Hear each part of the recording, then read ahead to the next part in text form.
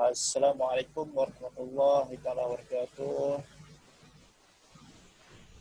and greeting to all. So, and I hope you are all in a good shape and very good conditions. Okay, my name is Muhammad ZAMRI bin Kamarudin. So, I'm a student for the MOHD course, and then today I would like to complete my one of the assignments in the MOHD course, which is I need to what we call to review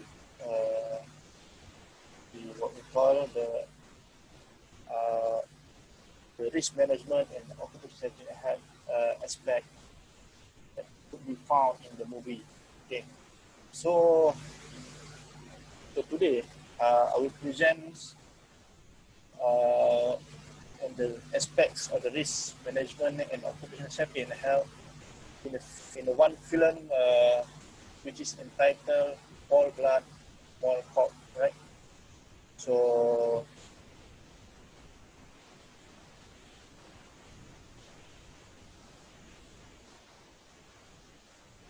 okay, let me go through to the synopsis or summary of this film. Okay, so basically this Paul Blood Mall Cop was an action comedy movie. It made in 2009. Okay, the story is about the one guy named Paul Blood, whereby he is the single father who works as a security officer at hypermarket in the New Jersey, USA. So basically, his main job scope is to monitor the security aspects of the supermarket. So what I can see here in the film itself, he is a very hardworking workers, dedicated and often adhere to the rules set by his employer. Okay, so in his daily work activity, he facing various problems and challenges, but for the sake of his deep interest in this career and also to support his family members, so he did work with happy and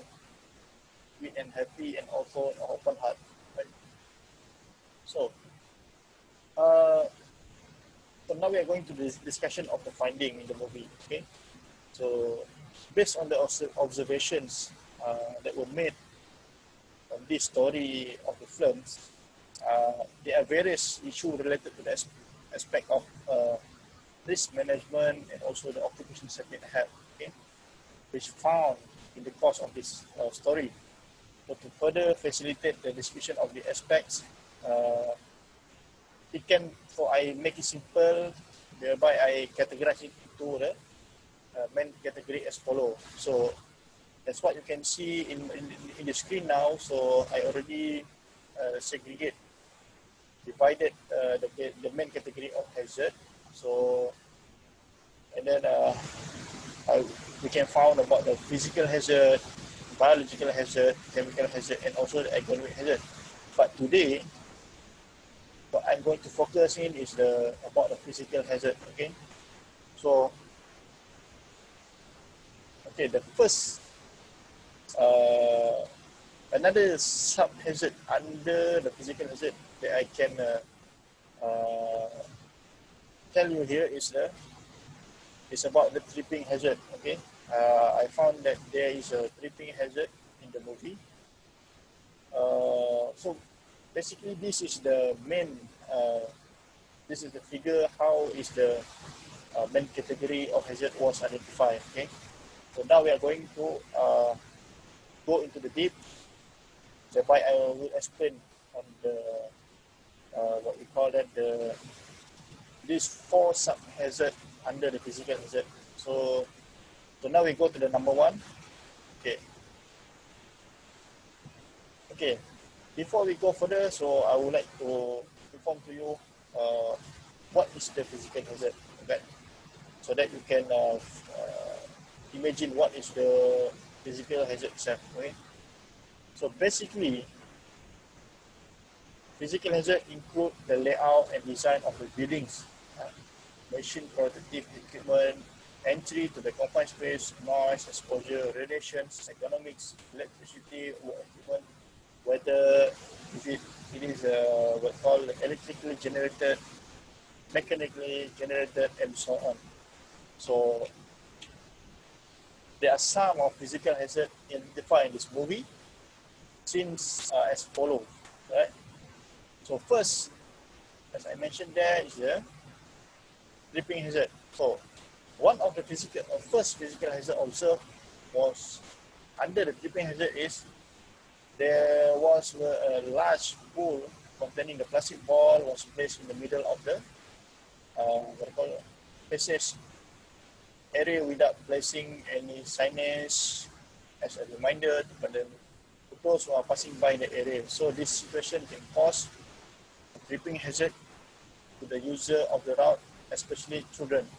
So this is due to the layout of the equipment in the premises. I mean, the location where the pool, located the pool is at in the premise. So although the consequences of this hazard does not reach until the stage of fatal accident, but it can lead to the serious injuries.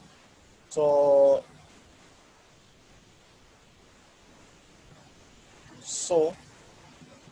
what we're going to recommend, the control measure here is, of course, to reduce the risk or harm of this hazard. The control measure that can be considered are engineering control and also the administrative control.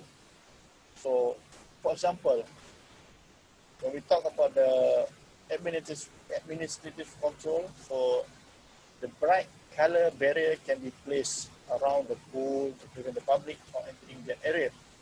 So the second way is administrative control measure by placing the security signage as prohibited around the barrier which is located there, right?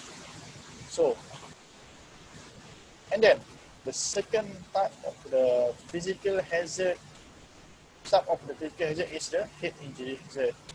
So this hazard was identified whereby the second physical hazard identified was the lack of protective equipment. So this is can be seen when there is no helmet worn by the fall while using the Segway or scooter. So according to the study, scooter-related injuries increase, but most are relatively small. Only 3% of this injury are a result of collision with pedestrians, and then with 84% being the result of the falling down of the scooters. So, what is causing the hazard? Of course, what we can see here, what we call the appropriate PPE, such as safety helmet, was not wearing by the user during riding in Segway or scooter. So, what is the control measure? So, what is the what we call the consequences of this hazard? So, of course, it can lead to the bodily injury, right? Up to the bodily injury. So, the control measure, the best control measure is through the administrative method, which is by providing training to the user who use this scooter, so that safety measure can be practiced when using the scooter. So the second method that can be practiced is to use the appropriate PPE according to the needs in the risk assessment that has been made.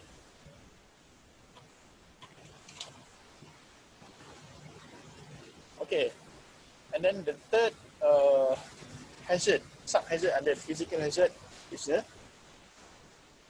the collision of vehicle in the supermarket, because this is because Paul often ride his scooter recklessly and does not concentrate full. So there was an incident before where Paul almost collided with a senior citizen who was also using a scooter in the supermarket. So what we can see here, the cause of the hazard, of course, why the Paul is not wearing the safety helmet during their riding a Segway or scooter. So, what is the best control measure to tackle this issue? So, of course, the appropriate control measure for this, the risk of injury are through against the administrative method of control, whereby to providing training to the user who using the scooter to learn on the safety measures so that they can practice when using the scooter. And then the second method that can be practiced is to use the appropriate PPE according to the needs in the risk assessment that has been made. Another method is by isolating the segway passageway and the customer walking passageway. All right. Okay, another, the last sub hazard under this physical is a fire explosion hazard. Okay, so whereby this can be seen in one of the scenes where when Paul fights with the thief in the supermarket area, he uses a very flammable oxygen bottle. Basically, the oxygen in the tank is very flammable, and the way Paul handled it when throwing it at other men can easily cause a fire explosion and resulted to the cluster failure and property damage, right? So the recommended recommended countermeasure for this type of hazard is whereby this danger can be controlled in the following ways: by do not leave the filled bottle oxygen found in one. So meaning to say this is elimination method. So and then for display purpose, they can use an empty bottle to display it. So this is a substitution method. Third one is to place the oxygen bottle within the limits, right? And the fourth one is to place a warning label around the area and on the cylinder itself, or maybe we can put the signage at the storage area so that the people can know what is the what we call that the danger that can arise from poor handling of the oxygen bottle itself. The last one is to place the fire safety equipment nearby to the what we call the oxygen bottle. So I think I've done my presentation. So I hope you all understand and enjoy my presentation. So I would like to express my thanks to all of you for listening to my video. Hope you all enjoy it. Right? Thank you very much. Bye bye.